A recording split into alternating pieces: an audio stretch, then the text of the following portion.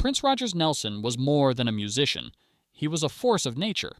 Known for blending funk, rock, R&B, and pop into a sound entirely his own, Prince set standards so high that very few could match them. He was also famously outspoken, telling Rolling Stone in 1985, "There's no such thing as perfect, but there is such a thing as unacceptable." Today, on Music Rivalry Exposed, we explore 6 artists who, according to insiders, reportedly fell into that category. Some clashes were whispered about backstage, others hinted at through sharp remarks, but all reveal Prince's uncompromising vision of what music should be. Michael Bolton. Coming in at number 6 is soft rock balladeer Michael Bolton.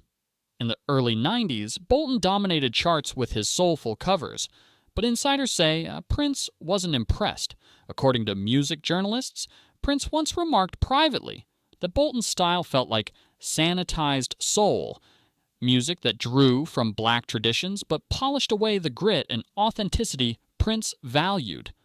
Though the two never publicly feuded, Prince reportedly avoided photo ops with Bolton at industry events, suggesting he wanted to keep his distance. Bolton, for his part, later called Prince a genius, perhaps unaware of the cold shoulder. Madonna. At number 5 is Madonna, the queen of pop. Both artists defined the 1980s with provocative lyrics, bold imagery, and complete control over their careers. Yet Prince reportedly dismissed her as a calculated provocateur rather than an authentic innovator. A proposed duet in 1985 never materialized, and years later, during a club performance, Prince allegedly altered lyrics to take a jab at her while she was in the audience. Despite the tension, there were flashes of respect. Madonna admitted his genius while also poking fun at his decision to change his name to a symbol. For Prince, the issue seemed to be sincerity. He valued raw musical honesty, while he viewed Madonna as more image than innovation. Justin Timberlake. Number 4 is Justin Timberlake, whose rise in the 2000s echoed elements of Prince's Minneapolis sound. When Timberlake's hit Sexy Back topped charts in 2006, Prince reportedly quipped, "Sexy never left," a line Timberlake later referenced in a track of his own. Things worsened when Timberlake joked about Prince's height at the Golden Globes, a move Prince allegedly found disrespectful. Although Timberlake honored Prince at the 2018 Super Bowl, critics noted the irony given their history. For Prince, the issue wasn't just style, it was about acknowledgement. He reportedly felt Timberlake borrowed heavily from his blueprint without giving proper credit. Maroon 5.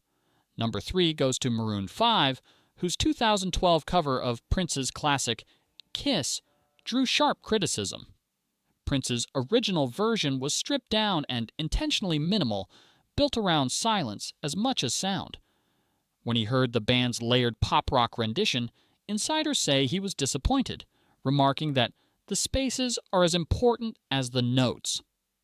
The tension deepened when Adam Levine suggested Prince had approved the cover, something Prince reportedly denied. While no legal action followed, Prince made his views clear during performances, reminding audiences that some songs are meant to be undressed, not dressed up. The Black Eyed Peas. At number 2 is the Black Eyed Peas, whose polished dance pop tracks dominated the late 2000s. Prince reportedly walked out of an event where Will.I.Am was DJing, later remarking that it felt more like a marketing meeting than music. For him, the heavy reliance on quantized beats and auto-tune stripped away the soul. He contrasted his philosophy of imperfection and raw feeling with what he saw as their overly manufactured sound. While the Peas enjoyed massive commercial success, Prince viewed their formula as temporary, catchy, but not timeless. Eric Clapton.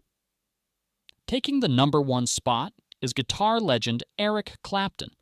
While both men were masters of their instruments, their approaches couldn't have been more different. Clapton was rooted in blues tradition, while Prince thrived on constant reinvention. In the mid-'80s, Clapton reportedly downplayed Prince's artistry, suggesting it was more flash than substance. Prince never forgot the slight, At the 2004 Rock and Roll Hall of Fame induction ceremony, his jaw-dropping solo on While My Guitar Gently Weeps was seen as a statement, an answer to anyone who doubted his mastery. Later, Prince reportedly remarked, "Some people worship their guitars. I make mine worship me." For him, Clapton represented reverence for the past, while Prince embodied fearless innovation.